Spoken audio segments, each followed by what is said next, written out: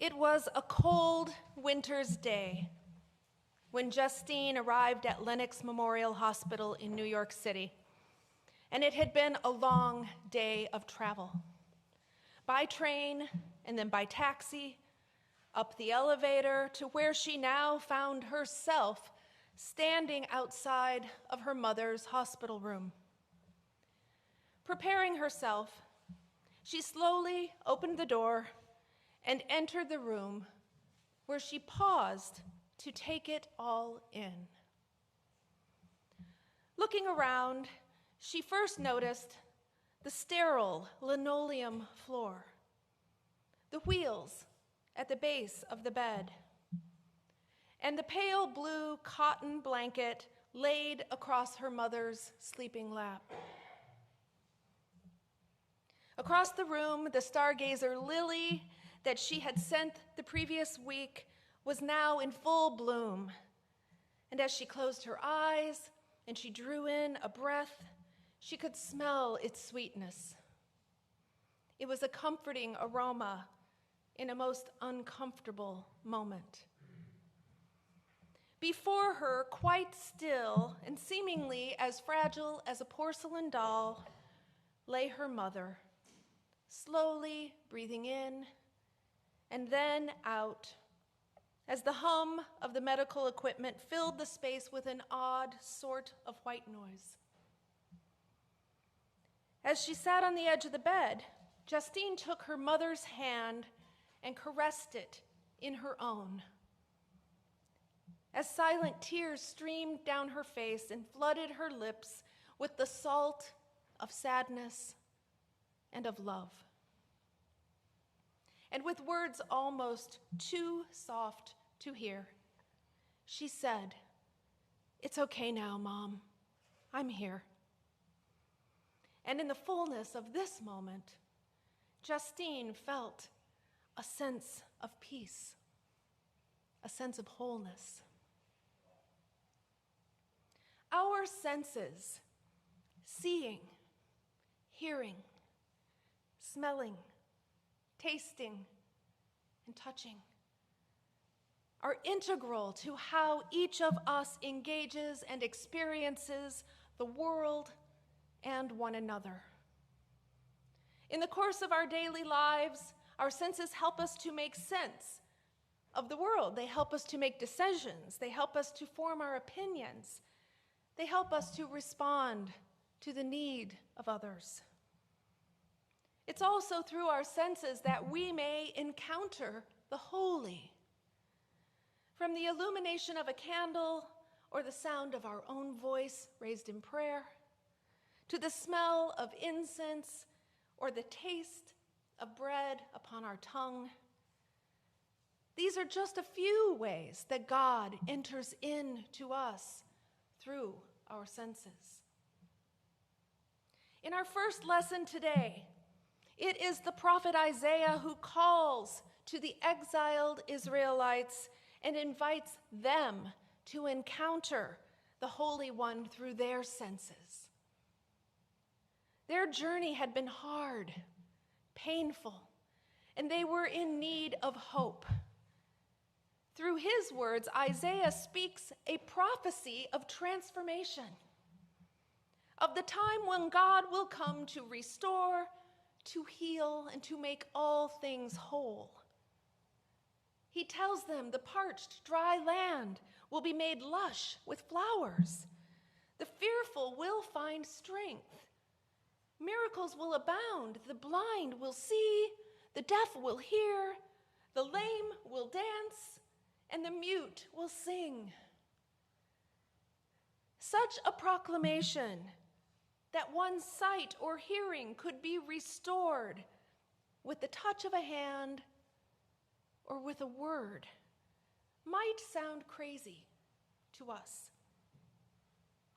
Like the Israelites and the Jews and the Gentiles of Jesus' time, we too may find it difficult to imagine such things as literally possible. We may be skeptics. Our perception of what is or is not possible arises out of our own encounter with the world, out of what we see and what we hear, and out of our own lived experiences. It is into this reality that we live and we move and we have our being, and it's into this reality that God breaks in. God breaks in to invite us to open our eyes and our ears and our hearts so that we may see differently, so that we may see what is possible. In our gospel today, we find Jesus outside of Jerusalem, near Tyre and Sidon. Word has spread throughout this region, and it isn't long before a Greek woman, both unmarried and a Gentile, approaches Jesus and begs him to heal her daughter. Looking closely, we may notice that upon seeing and hearing the woman, Jesus makes an assumption about her that informs what he will next say and do. From his viewpoint, and with cutting words, he lets her know with certainty that it is not she that he has come to save first. But boldly, without missing a beat, she pushes back, she offers her own defense, and she claims her worthiness. She lets him know that she is worthy to receive. And in her persistence, she crosses a cultural line of acceptable behavior. And in doing so, she calls Jesus to cross the cultural line as well and to alter his behavior. She calls him to do the same. As a result, Jesus has a change of heart. His view has been expanded, his ears have been opened, and his response is now one of compassion.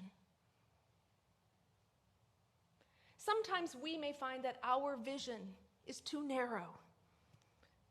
We may recognize that we have seen or heard only part of the story, or that there's an invitation to expand our view and our listening. As with a camera, we may sometimes need to change the lens. Sometimes the lens through which we are looking may be like a telephoto lens, one of those that zooms in and gets you right into the intimate detail of what you're looking at. And sometimes the view that we have through the lens is a wide-angle lens. Sometimes it's this broad view where we can see from here to here and we can take in more. We might not get as much intimate detail, but we see more. But other times, we might need to actually just put the camera down. To not look through the camera, but in fact just to stop and to look around us, to see what is here, to see who is here, to soak it in like Justine did when she stepped into her mother's hospital room. Sometimes the invitation is just to be present to all that is around us. The opportunity to open our eyes and our ears and our hearts just a little more always allows us to receive the grace and the healing that God brings. Perhaps this is what the prophet Isaiah was speaking to when he said that through God, the eyes of the blind and the ears of the deaf will be opened. This breaking through of God into the world, into our lives, has the power to heal us, to transform us. And as we go forward in our daily lives this week, I call you to give some thought and some consideration to how God might be inviting us to expand our vision, how God might be calling us to hone our listening skills, how we might, through our senses, receive gifts of healing and grace from God, that we then might extend and share with others. There is a praise song that comes to mind that is like a prayer. And so I offer it to you. It goes like this. Open the eyes of my heart, Lord. Open the eyes of my heart. I want to see you. I want to see you. Join me in singing it. Open the eyes of my heart, Lord. Open the eyes of my heart. I want to see you. I want to see you. One more time. Open the eyes of my heart, Lord. Open the eyes of my heart. I want to see you. I want to see you.